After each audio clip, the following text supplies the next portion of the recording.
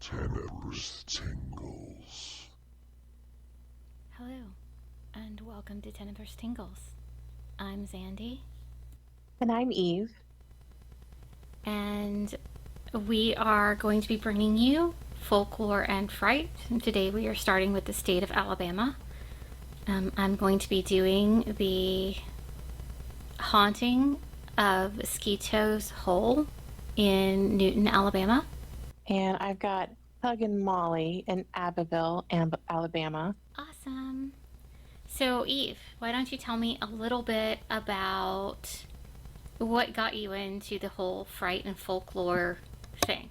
So I just really enjoy the thought of stories being passed down generation to generation to explain things that, are not always completely understandable.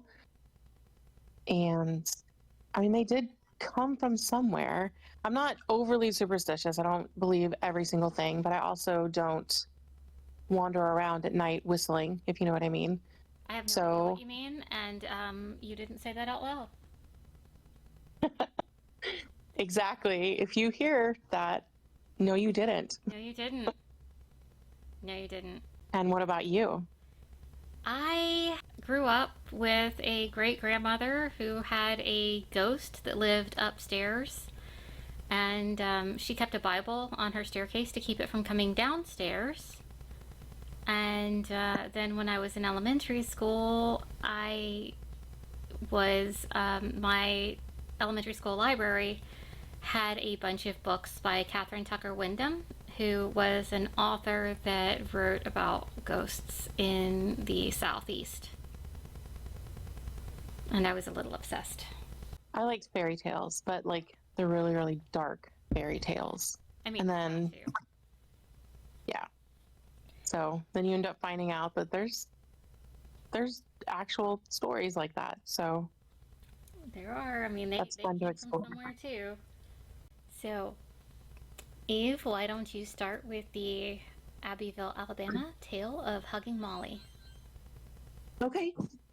So Huggin Molly today is more like a town mascot. She's on the sign and she's got her own Pokemon card, and um she's a story that people tell their kids to get them to go inside at night because she allegedly will find people on the street. They're out later than they should be, mostly kids, and she'll hug them really tightly and really coldly and screech in their ear. You had me right up until the screeching part. Right? She's she's concerned with their safety, and it's a little bit of trauma, but it's also kind of heartwarming. She's like, "Go home." There are a lot of ideas about where she's come from.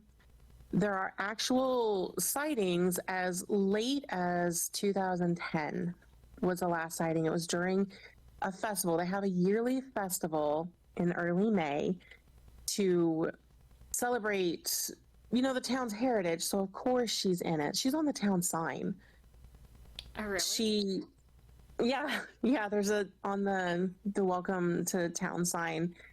There's a child being chased by this dark figure, and she's always seen as the 7 foot tall or 6'10", depending who's telling the story. Whatever her Figure. file says, yeah. Exactly. You always got to account for a little bit of mismeasurement there. Yeah. And sometimes in this wide-brimmed black hat, and just kind of appearing out of shadows if you happen to be on the streets when you shouldn't be.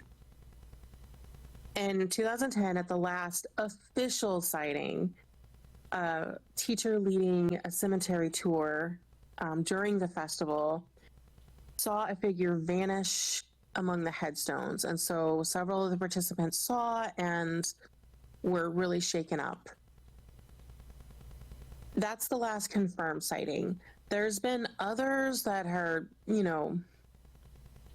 less solid, I guess. And it's not just children. There was one sighting that was a young woman walking home from work. So she does not discriminate. She just really wants everybody to be safe. And she started appearing back in like the very early 1900s. Hmm. There are a lot of ideas about where she came from. Some of them say that she was a real person who was a grieving mother. She lost her child, and now she wanders the streets in the afterlife, hugging children out of sorrow. Why the screaming then? If she's Because she's sad, oh, Zandy. of course. Do you not scream at people when you're sad? Just walk up to random strangers and scream in their face? Is that not normal behavior? I don't have feelings, so I don't really do the sad thing. I'm not Okay. there have been other Everybody reasons why I've wanted processes to walk up and grief. scream at strangers, but usually it's not because I'm sad. Generally, it's because of their driving or because they're in the way. Well, maybe she's not sad. Like you said, there's lots of reasons to just wander up and screech at people.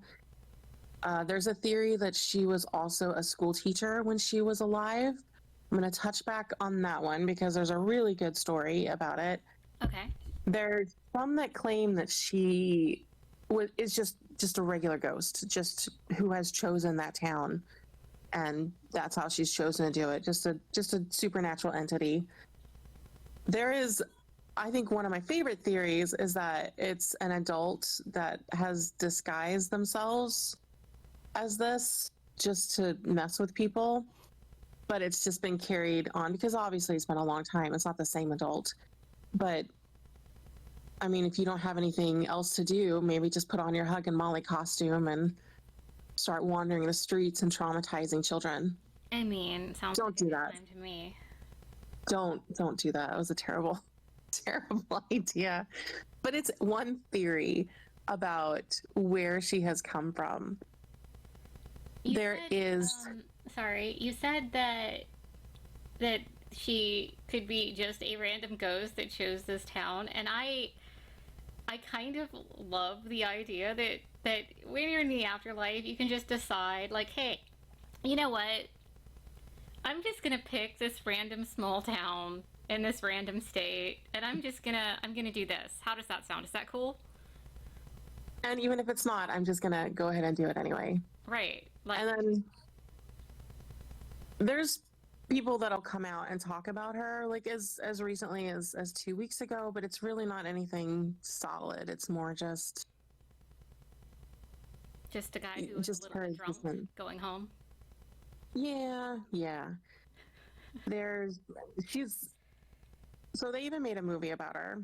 I don't know how accurate it really is, but it's interesting. Like she's really made her way into the town's history.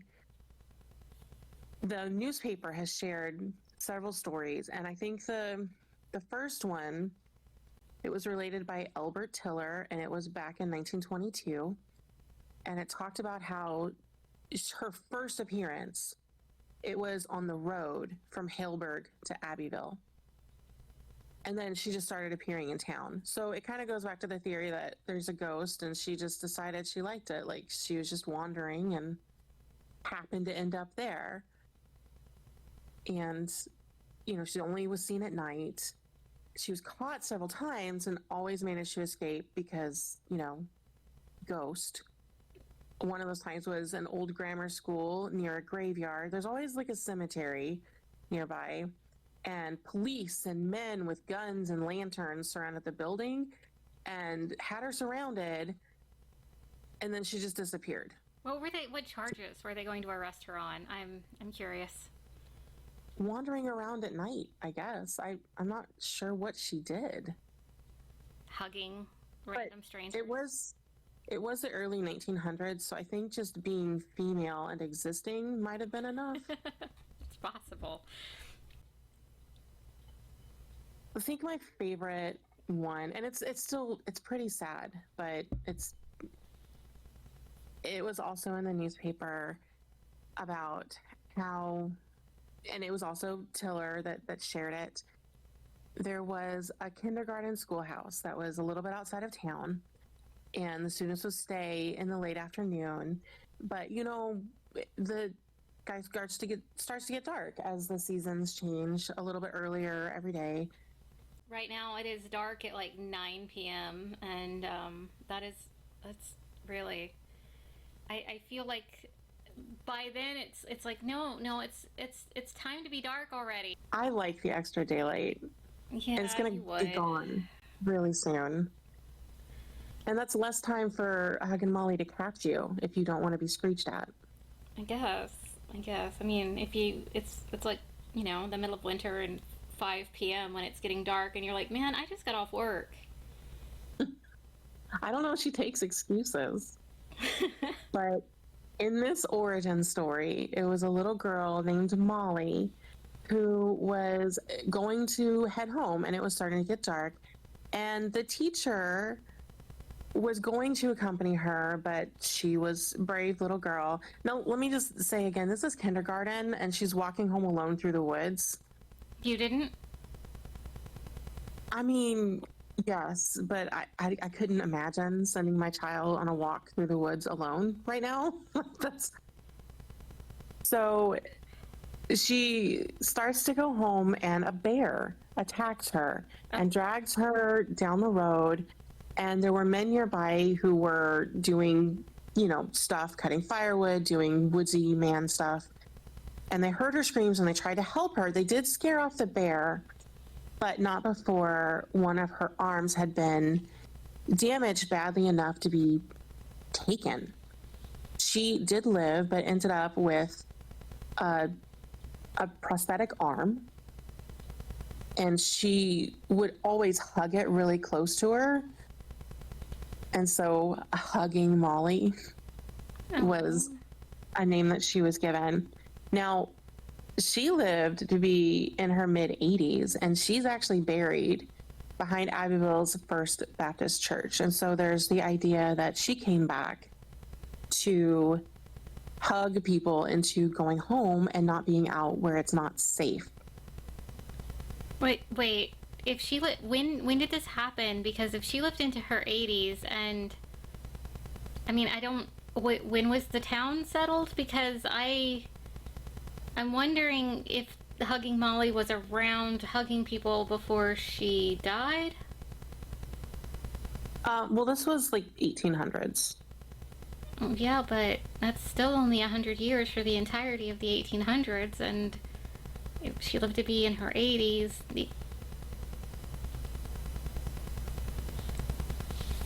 You try to make it very logical. I'm sorry. Appreciate the magic. I'm sorry. I am trying to appreciate the magic and not over here Googling when the city of Abbeville was founded. Do it. I am doing it. Oh, cool. It was, Abbeville comes from its name from the Creek Indian expression yada ada, which means reflection of dogwood trees on the creek. That's also the name of the festival, Yada Abba. That's really pretty. Yeah, it is. It does not say when the city of Abbeville was founded, and I am displeased with this level of information. So it's still really prevalent 1853. in conversation now. Okay. It was founded by, it was incorporated in 1853, so that's when it became Abbeville. Before that, But there were still people there settled before then, I'm sure. well, it was a part of the Creek Nation, so This could check out timeline wise, or it could just be a random ghost, or it could be a figment of everyone's collective imagination. but by everyone, I mean the population is like 4,000. So Okay, well, that's still a big collection. fair. I was speaking with a teacher who works locally there. She's not in Abbeville, but she's like one town over. And I asked her about it because I wanted, some perspective on somebody local. I'm like, have you heard of this? She's like, oh, yeah. I was teaching a class and she came up and the class became all about her. I was like, that's so cool. What was it? Was it social studies? Was it like a culture class? She's like, no, I was teaching math. So, and the kids started relating stories, like stories that they personally had. And their parents would tell them, you have to be inside or Huggin Molly will get you. I can't do my math homework or Huggin Molly will get me. Sorry. Yeah, I don't know if it works like that, but I suppose it's worth a shot. Speaking of math, I apparently guessed wrong because the population of Abbeville is 2,300.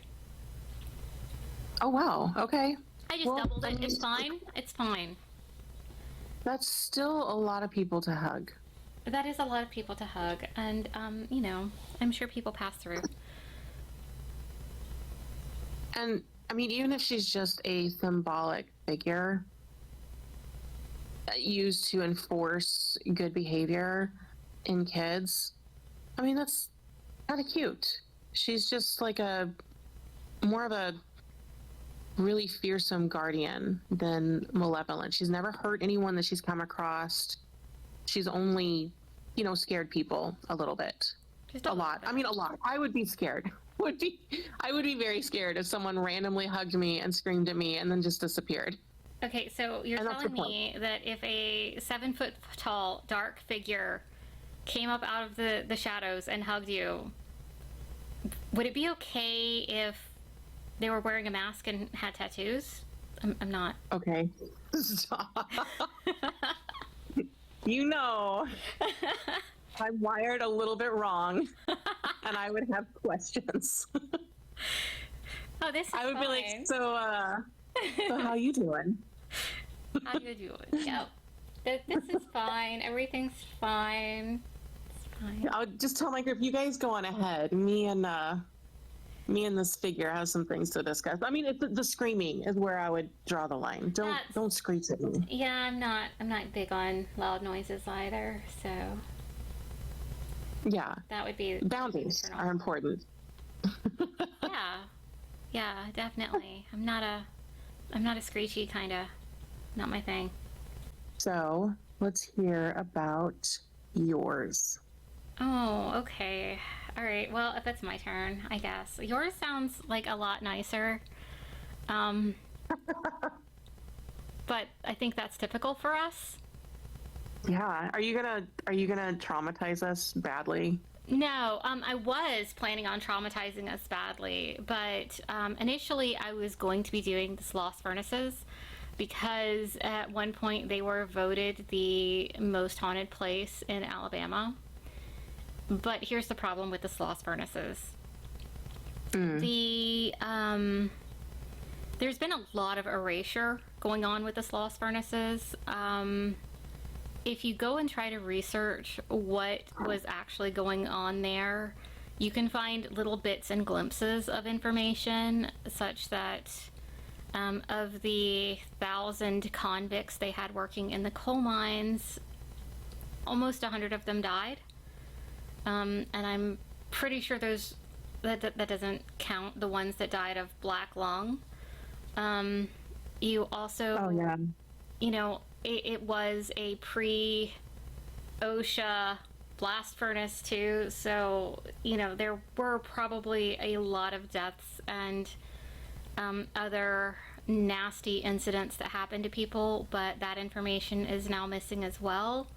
And all you can find is basically these few stories about this guy that was pushed or fell into one of the furnaces and how he had traumatized and hurt and injured a whole bunch of workers. But he was made up by the company that used to run a haunted house through there. So getting legitimate information on the hauntings that actually exist there, which I'm sure it probably is haunted, because people do say that they see people in coveralls and they say that they have been pushed or they have felt intense waves of heat when nothing else is going around. I mean, it is Alabama, so but like maybe That's not. just Alabama. Yeah. Yeah, that's just Alabama. But intense waves of heat when the surrounding temperature was not normally hot. And so it's really hard to pull actual legitimate information from that. And I feel like to do otherwise would be really disrespectful to the people who were injured or killed working at this foundry. And I don't want to be disrespectful to anyone. So I am not going to be doing the Sloss Furnaces. And if others find this legitimate information, cool, great. I would love to hear it. Hey, if others have been to Sloss and have had personal experiences with ghosts there, I would love to hear it. I would love to hear everybody's experiences that they have had anywhere in the state of Alabama. So hit us up. Actually, I think we are going to set up an email for people to reach out to us to share their stories. And, you know, if you want them to be really dark, definitely address those as Andy. If they're kind of fluffy and make you, you know, feel warm and gushy, that's probably more my speed. No, it's fine. We'll do them both. Future Us is going to insert the name of the email address here. And Could we just link it? yeah, we'll link it also in the show notes so you guys can have it there. But Future Us will also tell you what it's going to be because I haven't set it up yet. And if you want to direct it to one of us specifically because you don't want to traumatize Eve or because you think you can traumatize me, you know, I'm here for it. You can put Eve or Zandy in the subject. That's fine. Or you can just, you know, however you want to do it. Talk to both of us. We're both nice. We're going to be doing all 50 states. And eventually we're going to expand out to further places as well. So you can tell us where this happened to you, and we would love to hear it. Our email address is tenebrous.tingles@gmail.com. Since I am not going to be doing Sloss, I am going to be doing the story of Bill Sketoe. And I picked this one because before I moved, I lived about 1.5 miles from where this took place, and I do have pictures of the monument and such that I will also be putting somewhere for people to see. Did I talk about why I chose mine? You did Was I not. supposed to? But okay. Go ahead, do it before I get started. I chose that one because it's adorable. It's just a randomly hugging person that just a really aggressive guardian angel, and she's not hurt anybody. That's why I chose that one. Aggressive guardian angel. I love that. I really do. My guardian angel is very tired. Yeah. Your guardian angel is probably even more we talked about your guardian angel having ripped out all of their feathers. Yeah, probably need some therapy. Like, why would you do your life like this? Yeah. So, that's great. I love that. I did not pick one because it was cute. I picked one because of propinquity. So we are going to press pause on this for now and see you next week for our very exciting and probably traumatizing second half with Zandy. And if you like the darker stuff, then she's definitely got that for you. Yeah, I know we did kind of promise that I would be starting my portion now, but honestly, this podcast has gone on long enough, and we would prefer to leave you wanting rather than really tired of us. So, yes, want us. Yes, definitely. Crave more. Subscribe. You know, those things. We're doing it via... We have a subscription? We will, yeah. That's fun. Well, yeah, you'll be able to subscribe so you don't miss anything. I mean, we've definitely got I issues, can but this is the first time subscribe. we've had a subscription. So thank you for joining us here at Tenebrous Tingles. I'm Zandy, And I'm Eve. and we will see you next time. Thanks for listening.